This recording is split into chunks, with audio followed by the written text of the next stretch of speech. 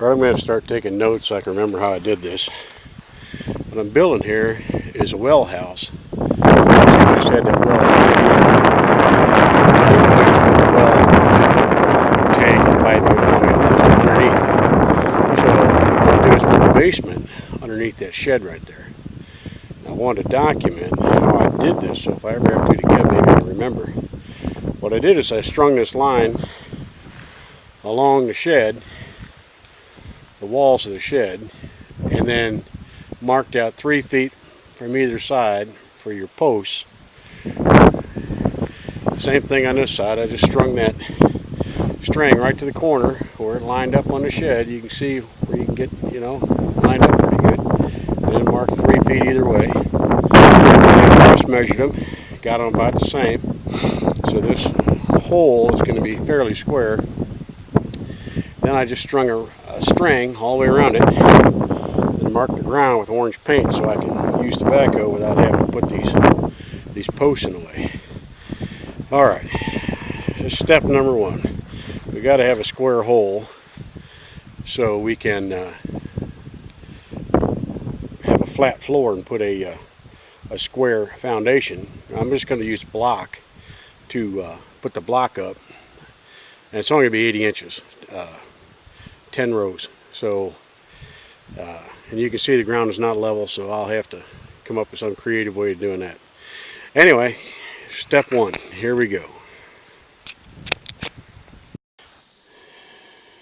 Alright, I wanted to document. There's my old backhoe I bought for 1,500 bucks.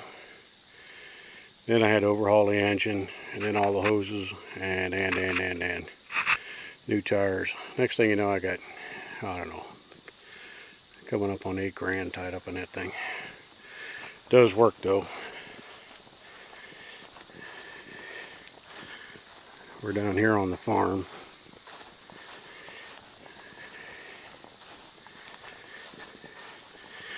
And this is what I did with it. Knocked a big hole in the ground. Now, the reason I got this hole in the ground, you can imagine there's going to be a concrete floor there, and then block walls, and that's going to be sitting on top of it, so that we can have a hidey hole from tornadoes. Right down here now, there's absolutely nowhere to hide, no how, no way from a tornado. There's just nothing.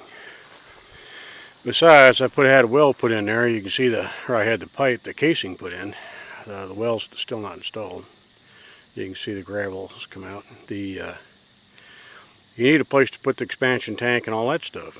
And there's no place in a mobile because it's not occupied in the wintertime. It just freeze and break. That is all the dirt that came out of this magnificent hole here. That's the first time I've ever had to do this.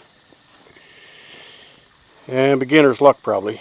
But that floor in there is almost flat, almost on grade.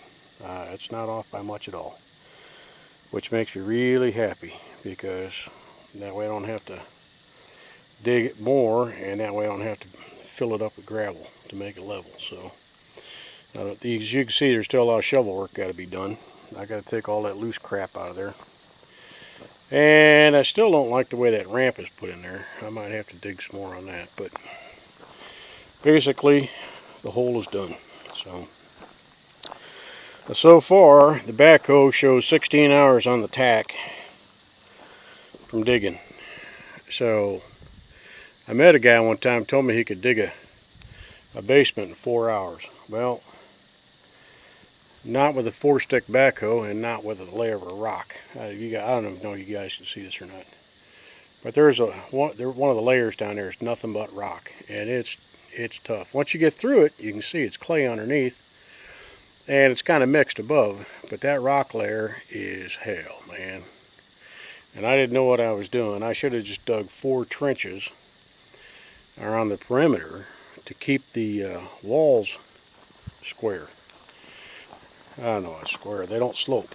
You can see the backhoe went down nice and straight until it hit that rock, and then it pushed off to one side. So I could have avoided that by just making a trench on each side make 4 trenches and make them overlap in the corners, and that way I would have had truly straight walls. As it is now, it's going to be closer at the bottom than I wanted. It's still going to be plenty, but it's not as good as what I wanted. But that's how life is, especially it's the first time I've ever done this. So I tell you one thing, I think so far I burned about 15 or 18 gallons of diesel fuel. And like I said, if I'd paid somebody to do this, $100 an hour for a backhoe around here. So 2 days at $1,600 just for that. So that would suck. Anyway, from the Ozarks, this is Ozark Patriot. Alright folks, just an update. This was Thursday morning. I haven't started working yet. I don't know, 7:30, 8 o'clock in the morning. I want to show you what I've got done. Working by yourself, things go a lot slower than what you might think. I mean, I was thinking I was just going to fire up this backhoe, knock a hole in the ground, and put this basement slab in. But as you can see, yeah, here's my mechanical wheelbarrow here. There's a lot of dirt work that's got to be done by hand. There's just that bucket is not going to leave a smooth floor no matter what you do. I worked and worked and worked, wasted time and diesel fuel on it. It's not going to work. So you're going to get down to the point, and that's where I'm at right now, where we're using hand tools. And it goes pretty slow. I worked down here probably yesterday for 4 hours, trying to get all the loose stuff out of here and trying to get her done. But you know, you tell people like me, and I was telling my wife, yeah, I'll dig a hole Thursday and pour a slab Friday, and I'll be home. You know, well, they don't work that way. I am particularly proud of this ramp I made, though. That took a little thinking with the backhoe. And you can see I've driven the backhoe up and down in here. I don't drive the backhoe on the bottom. There isn't room. So this hole isn't wide enough for the backhoe to fit down in here, so there's no reason to come down here. But you can bring a bucket down here and load material in it. Or later on I'll bring all of the block and the mortar and mix and all that stuff down here in the front bucket of the backhoe. Make it a hell of a lot easier than hauling stuff up and down with a wheelbarrow. Anyhow, there's my old, get out of the sun, there's my old backhoe. There's a view you don't see of it very often. A view I never want to see of it, actually. But it's working. It's an old Ford 4500. And it does the job. Starts and runs. I got a new engine, it better. Anyway, I called for a load of rock. It's another one of these things. If you're out here in the country, folks don't use the same terminology that you use otherwise. I called for a load of 3/4 clean, and what I got is a load of, I don't know what this is. It's not clean gravel, I can tell you that.